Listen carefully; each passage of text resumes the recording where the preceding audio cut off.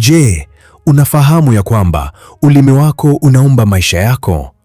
Kuna siri ambayo watu wengi hawaijui, na siri hiyo imekuwa ikiumba maisha yao kila siku bila wao wenyewe kutambua. Siri hiyo ni hii: maneno yako yana nguvu kuliko unavyofikiria. Ndiyo, ulimi wako unaweza kujenga maisha yako au kuyabomoa kabisa. Watu wengi wanafikiri maisha yao yanaharibiwa na uchawi, watu wanaowachukia, mazingira au bahati mbaya. Lakini ukweli ni huu: wengine wanaharibiwa na vinywa vyao wenyewe. Biblia inasema katika kitabu cha Mithali 18:21, mauti na uzima huwa katika uwezo wa ulimi.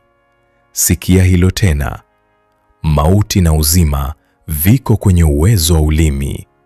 Yaani, maneno yako yanaweza kuleta uzima au kuleta mauti, kujenga au kubomoa, kuponya au kujeruhi.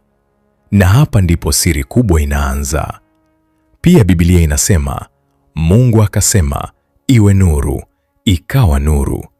Angalia vizuri. Mungu hakupigana kwanza, hakusukuma mlima, hakutumia silaha. Alisema tu, na uhalisia ukatokea. Na ndipo tunakuja kwenye siri. Yohana sura ya 1 mstari wa 1.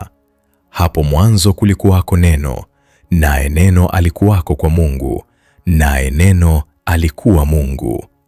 Kumbe kabla ya uumbaji kulikuwa na neno. Kabla ya mabadiliko kulikuwa na neno. Kabla ya muujiza kulikuwa na neno. Lakini leo hii watu wengi wanajilaani wenyewe kila siku. Utasikia mtu anasema, mimi siwezi, maisha yangu yameharibika, sina bahati, hakuna kitakachobadilika. Na hajui kwamba kila anachokitamka anakipa nguvu ndani ya maisha yake.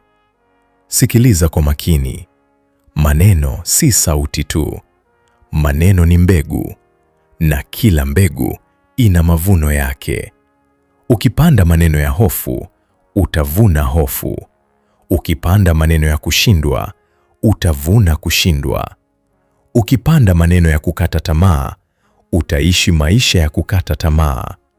Ndiyo maana watu wengine hawajashindwa nje, wameshindwa ndani ya vinywa vyao. Biblia inasema, ulimi ni kama moto mdogo, lakini unaweza kuchoma msitu mzima. Yaani neno moja tu linaweza kuvunja ndoa, kuharibu urafiki, kuua ndoto, kuharibu mtoto kisaikolojia. Lakini pia neno moja linaweza kuponya moyo, kuinua mtu, kuamsha matumaini, kubadilisha hatima ya mtu. Wazazi wengi hawajui hili. Mtoto akiambiwa kila siku, wewe ni mjinga, hutafanikiwa, huna maana, maneno hayo yanaingia rohoni, na baada ya miaka mingi mtoto huyo huanza kuishi kile alichoambiwa, kwa sababu maneno yanaumba identity. Na ndiyo maana shetani pia hutumia maneno. Katika bustani ya Edeni hakumtandika Hawa, alizungumza naye, kwa sababu shetani anajua ukibadilisha maneno ndani ya mtu unaweza kubadilisha maisha yake. Lakini leo swali si watu wamekwambia nini. Swali ni hili: wewe mwenyewe unajiambia nini kila siku? Kwa sababu kuna watu wanaomba mchana, lakini usiku wanajiharibu kwa maneno yao wenyewe. Wanasema, Mungu atanisaidia, halafu baadaye, lakini mimi siwezi. Hivyo ulimi wao unapingana na imani yao. Sikiliza hii kwa makini. Maisha mengi yanabadilishwa kwanza kwa maneno, kabla hayajabadilishwa kwa matokeo. Ndiyo maana uponyaji huanza kwa kutamka imani. Wokovu huanza kwa kukiri. Maombi ni matamshi. Mahubiri ni maneno. Kila kitu kinaanza kwa neno. Lakini usinielewe vibaya. Hii haimaanishi kwamba kila ukitamka kitu basi lazima kitokee kichawi. Hapana. Nguvu ya kweli si kwenye positive words pekee. Nguvu ya kweli ipo kwa Mungu ambaye ndiye chanzo cha neno. Na ndiyo maana Yesu Kristo anaitwa Neno aliye hai.